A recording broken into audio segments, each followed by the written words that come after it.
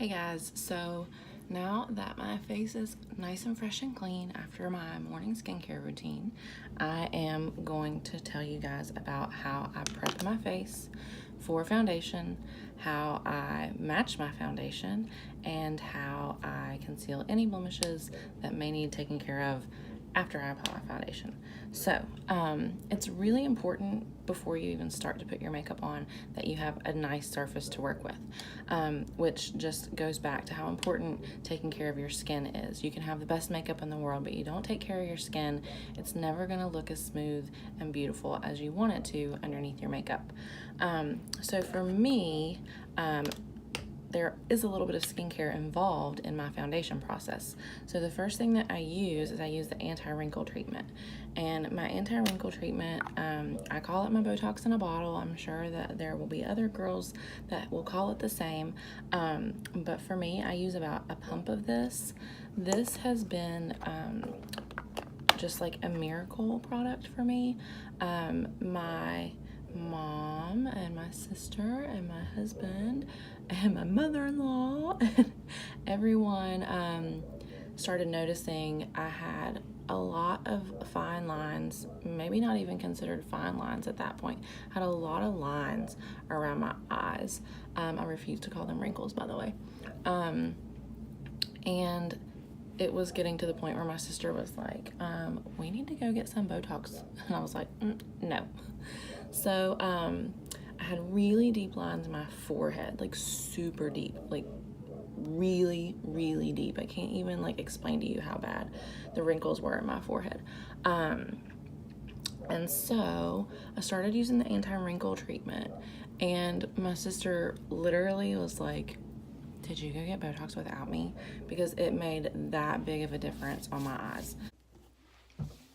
So needless to say, I love, love, love my anti-wrinkle treatment. It's made a world of difference on my fine lines and wrinkles. And I just don't know that I could live without it.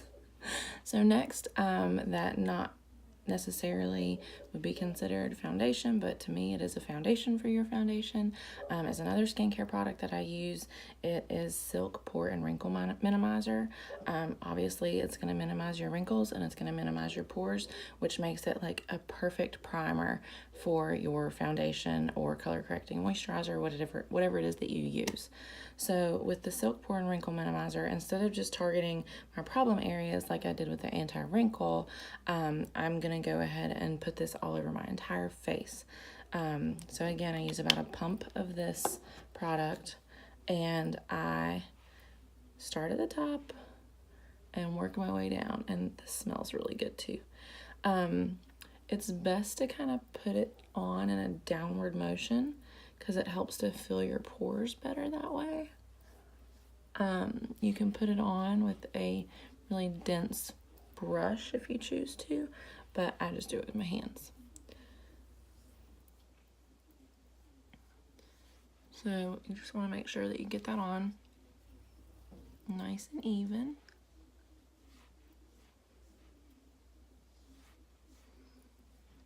All right, so as you can see, I have a lot of redness in my cheeks. I have quite a few blemishes right now. My skin is far from flawless. I'm in the middle of a premenstrual breakout, which happens every month without fail. So my skin is definitely not as happy as I would like it to be. Now, a lot of people conceal before they put their foundation on. I, however, do not. I actually just use the medium color correcting moisturizer in the summer.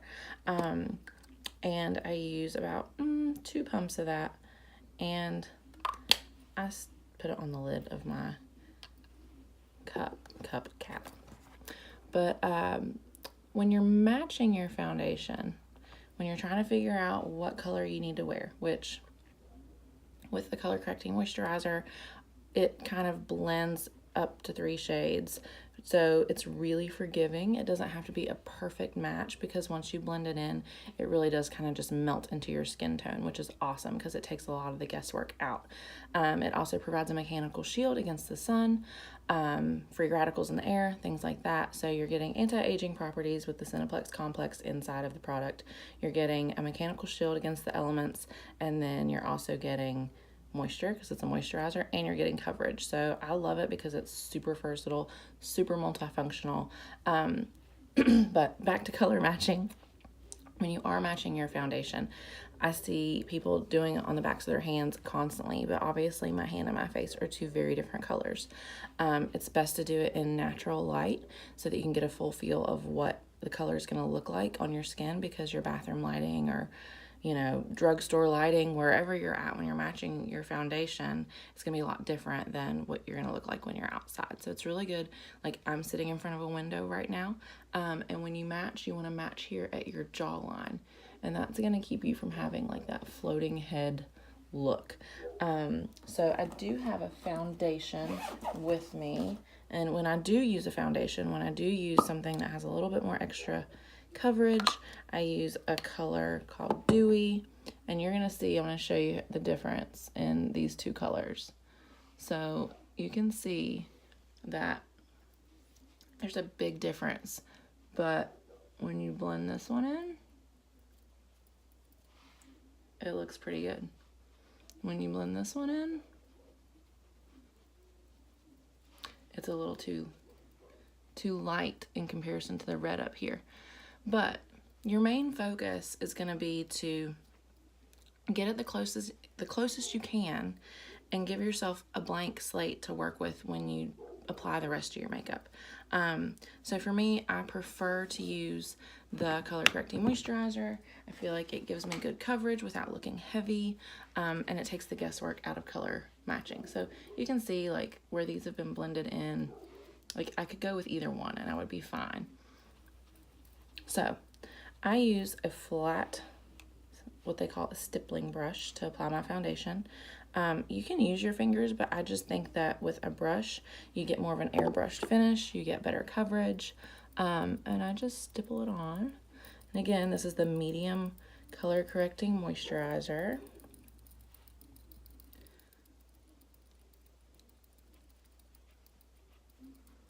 And I'm gonna apply it completely to one side of my face so you can see the difference. And I blend down into my neck as well, because you don't want to have that like floating head look. You want to make sure that you have a nice blend and there's not like a very obvious place where you've stopped with your makeup application. So you can already see like the redness is almost completely gone. I'm gonna use the rest and do the other side. So even if that's all that I do, even if that is the only thing I put on today, look at what a difference it's made just in the overall tone of my skin. It's covered my blemishes. It's, I don't know, it's just amazing what a little bit of color correcting tinted moisturizer. It's amazing. It makes all the difference. And I'm getting a lot of benefits with it too.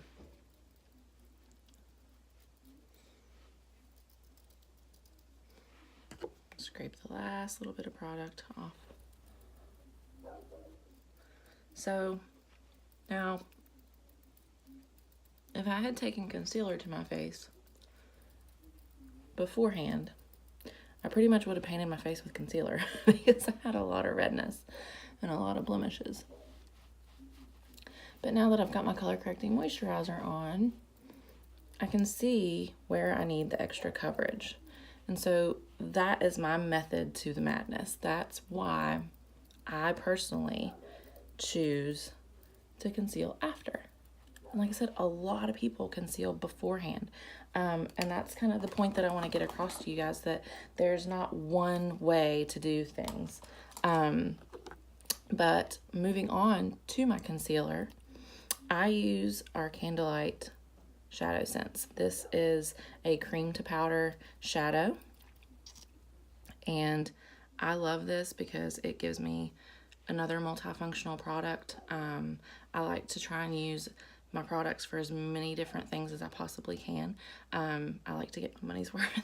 And I also like to travel light when I'm traveling and not have to pack a million different products. So that's something that I really like about Candlelight, is it's super versatile, gives me a lot of different things to use it for. So obviously I have a big blemish right there. One right there. One right there.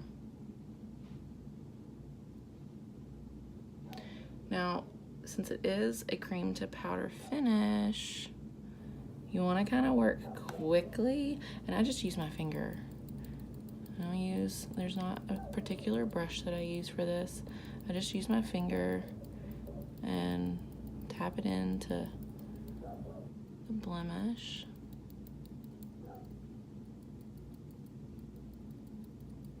And I am using my phone as a mirror right now to record this video, in case you were wondering.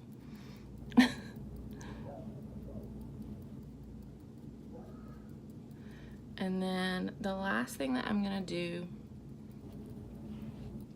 in the foundation stage of my makeup application is I'm gonna go under my eyes with the Candlelight just to brighten them up a little.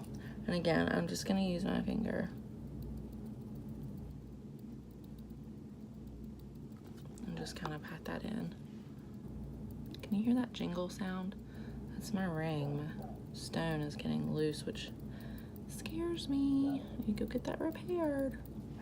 So that's just gonna brighten up under my eyes, which is gonna make me look more awake, make my eyes look whiter, brighter. If you want to put it on your eyelids, you can do that too, to kind of even out the tones on your eyelids and give yourself a nice blank slate to put your eyeshadow on.